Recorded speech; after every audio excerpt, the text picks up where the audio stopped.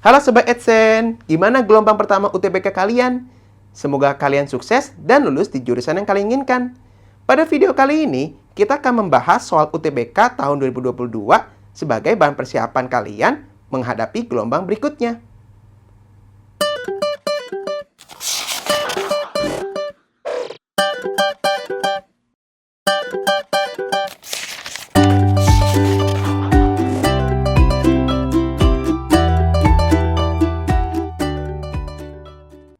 Sobat Adsense, mari kita memulai soal yang pertama.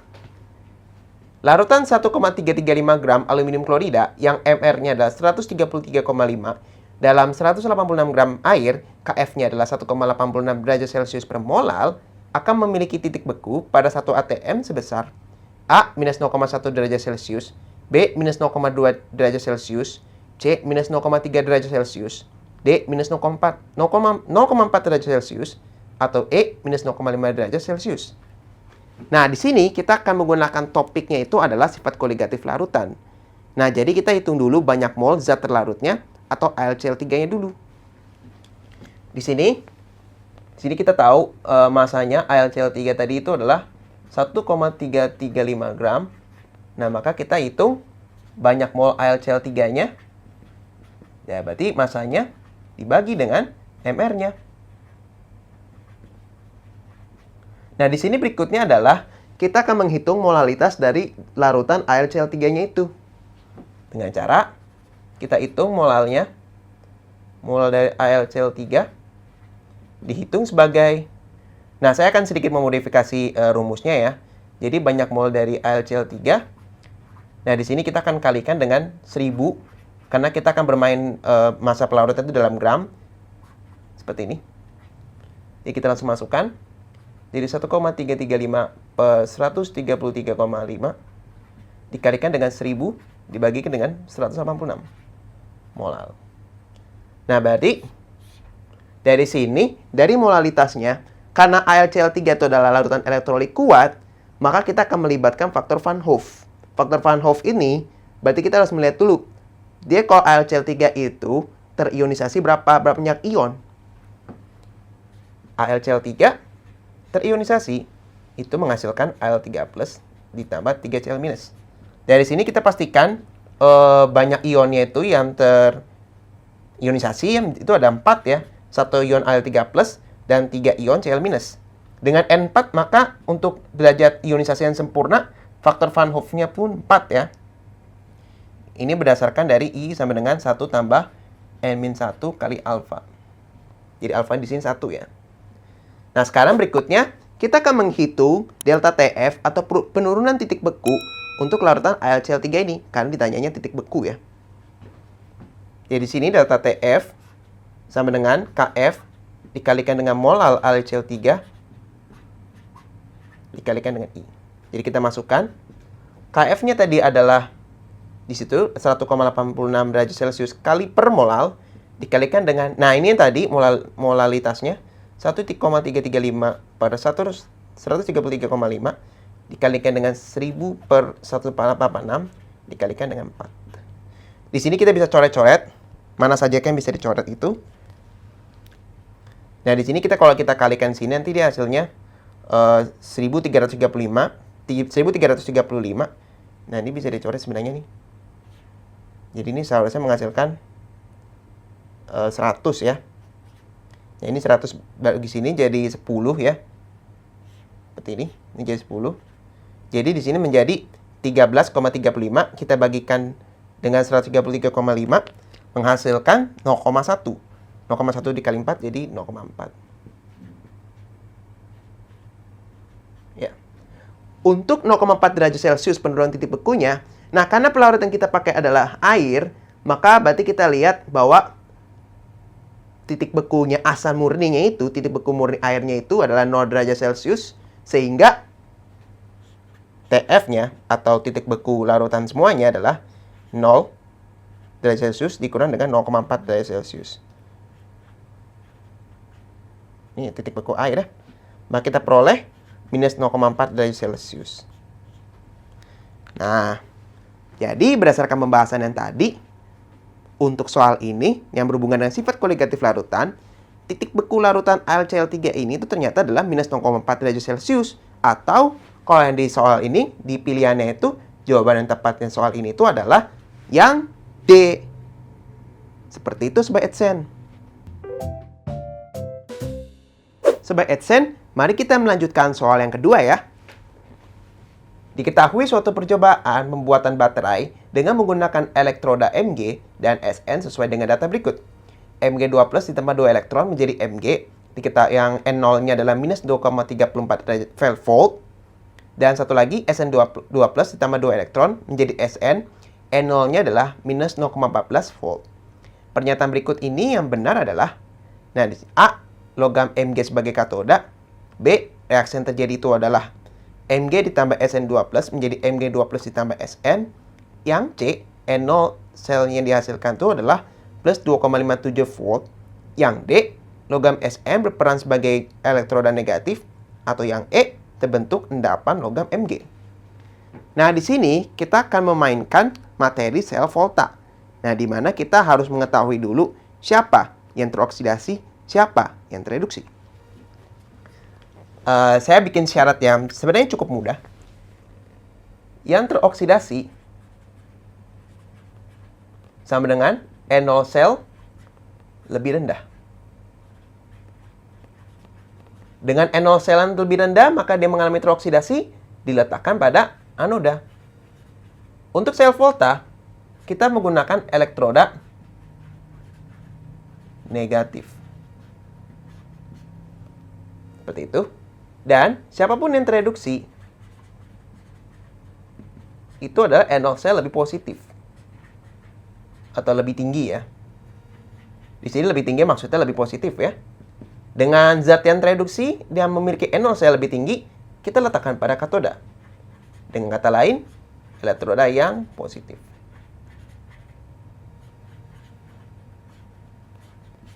Nah, dari sini kita lihat. Oh, ternyata dari dua data ini, kita pastikan bahwa Mg akan mengalami teroksidasi ya. Mg teroksidasi dan Sn tereduksi. Karena Mg sendiri memiliki N0 sel lebih rendah daripada Sn. Kesimpulannya, Mg teroksidasi dan Sn tereduksi. Jadi seharusnya tertulis reaksinya itu adalah seperti ini. Jadi oks menunjukkan teroksidasi, itu Mg itu menjadi Mg2+ ditambah 2 elektron ya. Yang N0-nya, N0-nya kalau kita balik artinya jadi positif. Yang satu lagi, red menunjukkan reduksi, yaitu di sini Sn2+ ditambah 2 elektron menjadi Sn. N0-nya adalah minus 0,14 volt. Jadi ketika kita tambahkan atau kita tuliskan semua reaksinya, kita akan peroleh Mg ditambah Sn2+ menjadi Mg2+ ditambah Sn. Di sini N0-nya adalah plus 2,20 ya. 2,20 volt. Jadi berdasarkan reaksi ini berarti kita dapatkan Mg ditambah Sn2+ menjadi Mg2+ ditambah Sn yang N0-nya adalah plus 2,20 volt. Nah, di sini kita periksa kelima pernyataan yang diberikan. Di sini logam Mg sebagai katoda. Posisi Mg berada di oksidasi ya, artinya teroksidasi berarti di anoda. Berarti pilihan yang A salah. Pilihan B, reaksi yang terjadi adalah Mg tambah Sn2+ menjadi Mg2+ tambah Sn. Sesuai dengan yang kita tulis ini di terakhir tadi. Jadi B kita simpan. Yang C, N0 sel yang dihasilkan plus 2,57 volt. Salah ya, karena di sini ternyata plus 2,20 volt. Lalu yang D, logam Sn berperan sebagai elektroda negatif. Sn berada di posisi reduksi. Tereduksi, katoda, elektrodanya positif. D salah. Dan E, terbentuk endapan logam Mg. Karena Mg mengalami oksidasi, berarti seharusnya Mg justru masanya berkurang untuk menghasilkan ion Mg2+. Jadi E salah. Berarti berdasarkan soal ini, jawaban yang tepat untuk soal ini itu adalah yang B, yaitu reaksi yang terjadi itu adalah Mg tambah Sn2+ menjadi Mg2+ tambah Sn. Seperti itu Sobat Adsense. Sobat Adsense, mari kita melanjutkan soal yang ketiga. Diketahui data energi ikatan sebagai berikut. Sobat AdSense bisa saksikan di situ ada jenis ikatan dan energi ikatan masing-masing ya. Nah, di sini kita diminta menghitung perubahan entalpi pembakaran 1 mol CH4. Nah, sesuai reaksi CH4 ditambah 2O2 menjadi 2H2O ditambah CO2 adalah di sini kita punya A minus 2170 kJ, B minus 720 kJ, C minus 330 kJ, D plus 330 kJ, atau yang E plus 720 kJ. Nah, di sini topik kita yang pakai itu adalah termokimia ya, dalam menghitung energi ikatan untuk menghitung entalpi reaksi. Nah, jadi kita tulis dulu nih struktur Lewis dari semua senyawa yang ada di reaksi. Apa yang terjadi sih sebenarnya dalam senyawa ini, yang di reaksi ini? Jadi untuk CH4 ditambah 22 menjadi 2H2O tambah CO2. CH4 berarti memiliki struktur seperti ini. Seperti ini ya, ada 4 ikatan tunggal CH ya. Ditambah 2 dikali O2 berarti O rangkap O seperti ini. Menjadi 2H2O berarti 2 dalam O, berarti di sini ada H dan di sini ada H. Dan yang satunya lagi, di situ CO2 ya, berarti CO2 berarti C rangkap O. Ya, seperti ini. Nah, di sini kita akan menghitung entalpi reaksi seperti ini dengan rumus. Nah, di sini kan kita memakai energi ikatan. Jadi kita pakai delta H-nya itu berarti dihitung sebagai energi ikatan yang berada di reaktan. Ya, dikurang berarti dengan energi ikatan yang diproduk. Berarti langsung saja kita tulis. Nah, di sini kita tulis energi ikatan yang di reaktan tuh kita punya 4 kali yang CH ya. 4 kali CH lalu ditambahkan dengan 2 kali energi ikatan yang di OO.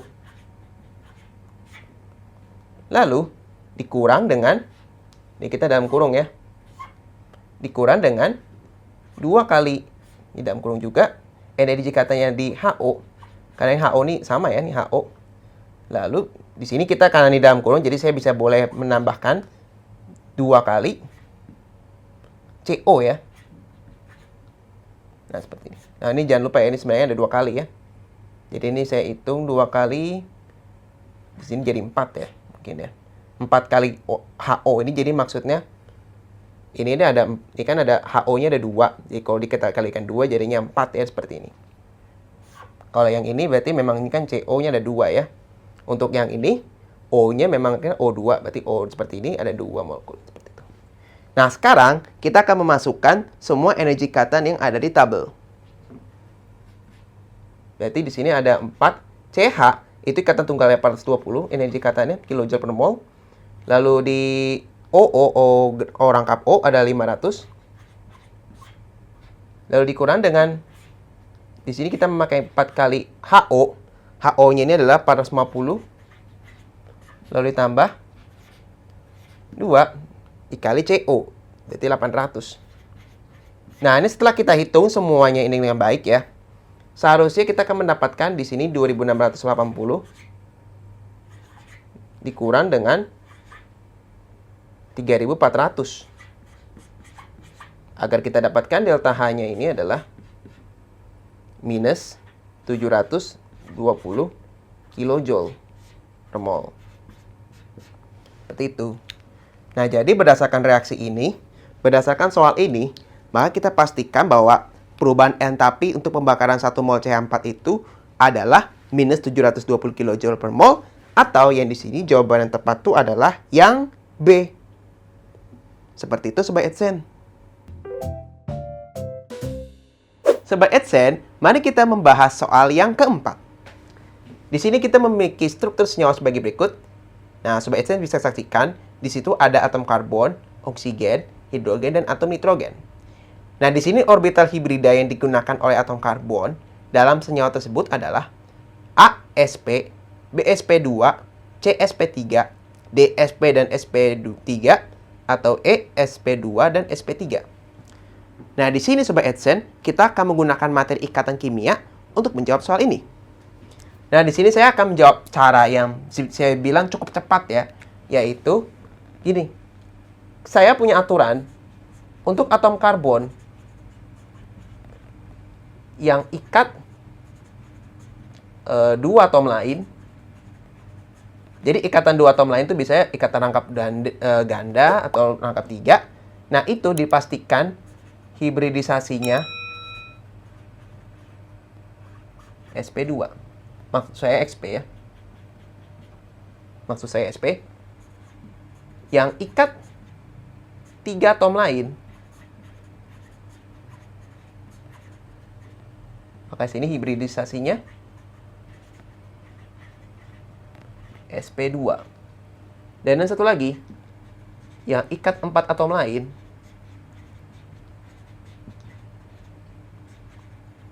berarti sini hibridisasinya sp3. Nah, mengingat bahwa atom karbon sendiri itu memang memiliki elektron valensi dan juga tidak memiliki pasangan elektron bebas. Nah, mari kita mencoba menggambarkan kembali struktur senyawa yang ada di sini. Di situ ada OH. Di sini ada C, rangkap O. Di situ ada CH2. Di sini ada CH, ada NH2. Ada C, rangkap O, OH. Nah, mana kita menentukan mana hibridisasi yang sp2, sp3 atau yang lain. Nah, di sini kita lihat karbon ini tuh mengikat 3 atom lain. Dari sini, yang ke sini, dan yang ke sini. Berarti kalau 3 atom lain berarti merujuknya ke sp2. Hal yang sama pun terjadi di sini. Di sini ikat O, di sini. Lalu ikat C, lalu di sini O. Jadi sp2. Nah, halnya yang lain berbeda ketika atom C yang di sekitar tengah-tengah ini. Nih, tengah-tengah ini. Yang ini sebenarnya mengikat C yang lain, dan 2 atom hidrogen yang lain. Berarti dia mengikat 4 atom lain. Mengikat 4 atom lain berarti hibridisasinya adalah sp3, sama seperti yang di sini. Ikat 1 ke sini, dan ke sini. Jadi ini adalah sp3. Nah, jadi ternyata atom-atom karbon di sini itu ternyata memiliki hibridisasinya itu adalah sp2 dan sp3 nih, Sobat Sen. Nah, jadi jawaban yang tepat untuk soal ini tuh adalah yang sp2 dan sp3, atau jawaban yang tepat adalah E. Nah, seperti itu Sobat Edsen.